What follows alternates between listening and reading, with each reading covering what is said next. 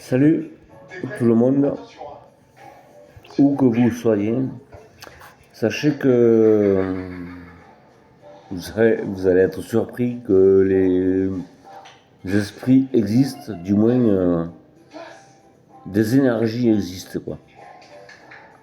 J'ai vécu 8 ans dans une maison que j'ai restaurée où mon ex-belle-mère est décédée à l'intérieur. J'ai été témoin, j'ai fait un appel téléphonique aux infirmiers et tout, comment il fallait faire. J'avais le corps devant moi, mais j'avais la terreur de m'approcher. Et la personne au bout du fil m'a dit il faut toucher la personne, voir si elle est vraiment décédée, voir si. Voilà quoi. Et j'ai demandé ça à ma compagne de l'époque, je l'avais pas encore épousée, qui était sa fille quoi. Et donc elle l'a touchée, elle a vu qu'elle était décédée, sa mère, et voilà. Et bon, ensuite on a déblayé tout ce qu'il y avait à l'intérieur.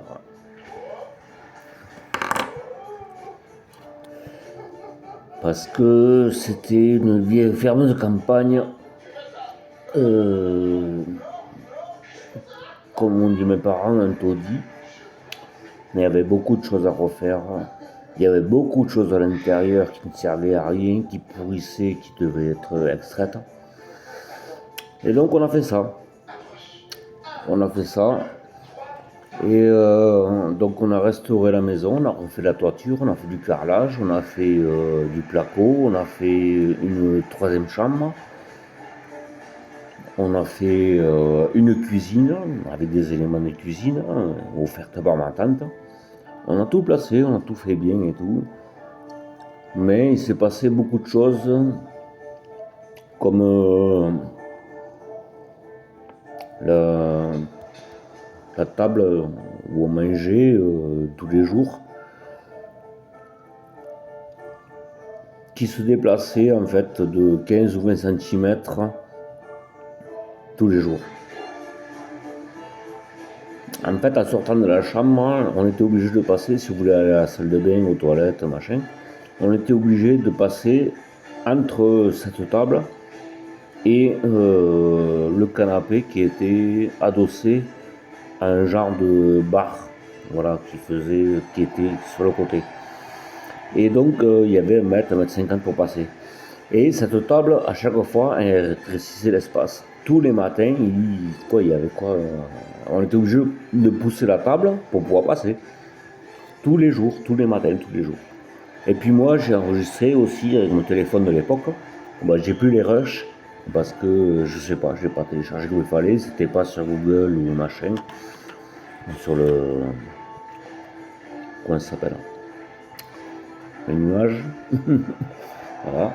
Donc, voilà. Mais quand j'ai écouté les rushs que j'ai enregistrés, dans cette maison, j'ai entendu des rires, de la musique, des gens qui trinquaient avec des verres, voilà, qui s'amusaient. Sur d'autres enregistrements, j'ai entendu, comme si c'était derrière moi dans le couloir, un homme qui téléphonait avec une voix grave, mais je ne comprenais pas ce qu'il disait. Une voix grave qui parlait. Voilà. Ensuite, j'ai subi des choses pendant mon sommeil. Alors, je ne sais pas si vous connaissez les incubes, les succubes. Voilà. Donc, voilà, j'ai subi des actes sexuels pendant mon sommeil. Et au final, j'ai été abusé de moi-même. J'ai été dirigé par des choses qui m'ont amené à faire des actes que je n'aurais pas été censé faire en état normal. Des esprits qui ont abusé de moi, quoi. Et j'ai perdu ma famille, j'ai perdu mes fils, j'ai perdu mes filles, mes enfants, quoi. Et j'ai tout perdu, quoi. Voilà. J'ai fait de la prison, j'ai fait voilà. Donc, ne croyez pas que tout est dû au fait de